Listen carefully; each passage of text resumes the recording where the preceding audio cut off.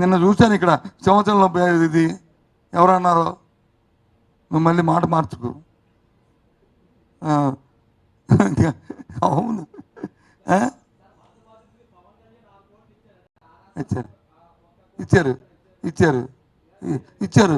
జగన్మోహన్ రెడ్డి గారు కూడా మా పార్టీ తరఫున ఆయన కూడా 1 కోటి ఇచ్చారు. మళ్ళీ నిన్న మళ్ళీ 10 లక్షలు ఇచ్చారు మాకు. సీఎం రిలీఫ్ ఫండ్కి ఎందుకు ఇస్తాం? మేము ప్రజలకి బాధ్యత మేమే పంచుతున్నాం. నేనేమన్నా వాటర్ ప్యాకెట్లు వచ్చి ఫస్ట్ మొదటి రోజున 1,00,000 పాల ప్యాకెట్లు, 2 లక్షల వాటర్ బాటిళ్ళు, మళ్ళీ మన్నాడు వచ్చి 75,000 మళ్ళీ పాల ప్యాకెట్లు, మళ్ళీ 1,00,000 వాటర్ బాటిళ్ళు, మళ్ళీ రేపు వెళ్తున్నాం. రేపు ఉదయం మళ్ళీ రేపు ఇవాళ రాత్రికి ఉంది. రేపు ఉదయం మళ్ళీ ప్రెస్ కాన్ఫరెన్స్ పెట్టి 50,000 కుటుంబాలకు వచ్చి గ్రాసరీస్ ఇస్తున్నాం. మళ్ళీ 50,000 కుటుంబాలకి మళ్ళీ ఆ డబ్బుల్లోనే రేపు కొనిసి మళ్ళీ అన్నీ ఇవన్నీ సుమారు 1,40,000 1,50,000 రూపాయల వరకు, సారీ 1,40,00,000 వరకు అవుతున్నాయి. ఇవన్నీ పార్టీ ఇస్తుంది. అదంతా సేమ్ రిలీఫ్ కిందకి ఇస్తాం. ఇచ్చాం కదా. మా దగ్గర మ్యాన్ పవర్ లేకపోతే, మెకానిజం లేకపోతే రిలీఫ్కి ఇస్తాం.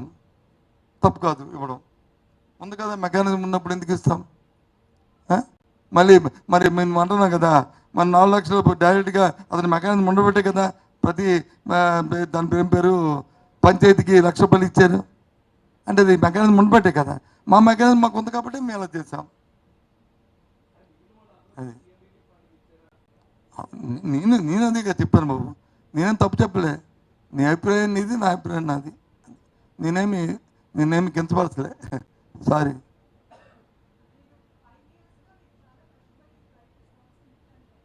దాని 5 yearsలో చాలా కష్టపడి ఎస్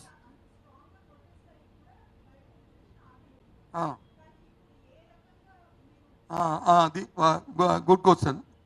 వాటి ఆస్ ది గుడ్ క్వశ్చన్. ఎందుకంటే అప్పుడున్న ప్రభుత్వం, అప్పుడున్నది BJP, Bharatiya Janata party NDA అయినప్పటికీ కూడా భాగస్వామ్య పక్షాల మీద లేదు. స్వతంత్రంగా బలం మీద వాళ్ళ కాళ్ళ మీద వాళ్ళకు ఉన్న ప్రభుత్వం. భారతీయ జనతా పార్టీ విధానాల మీద వెళ్ళిన ప్రభుత్వం. ఇవాళ అలా కాదు. ఎన్డీఏ పక్షాల మీద ఆధారపడిన ప్రభుత్వం. అందరూ కూటమి తాలూకా విధానాల మీద ఇవాళ నడవలసిన ప్రభుత్వం.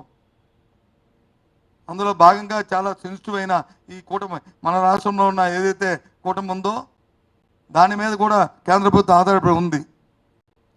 ఈ నేపథ్యంలో అదే సెన్సిటివ్నెస్ మన రాష్ట్ర ప్రజలది. ఇది విశాఖ ఉక్కు, ఆంధ్రలో ఉక్కు అని.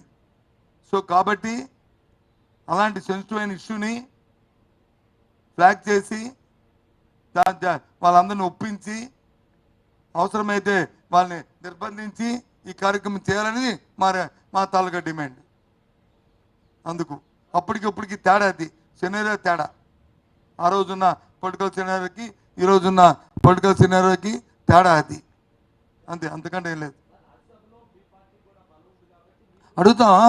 ఎస్ ఎస్ ఎస్ రాజ్యసభలో మా పార్టీ స్టాండ్ మేము తీసుకుంటాం.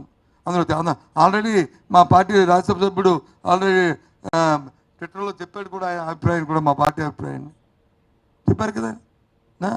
100% ఎక్కడ కూడా రాజ్యసభలో కానీ, లోక్సభలో కానీ, స్టేట్లో కానీ, ఢిల్లీలో కానీ, ఢిల్లీలో కానీ ఎక్కడ కూడా దీని మీద రెండో పదం మాట ఉండదు. ఒకటే మాట.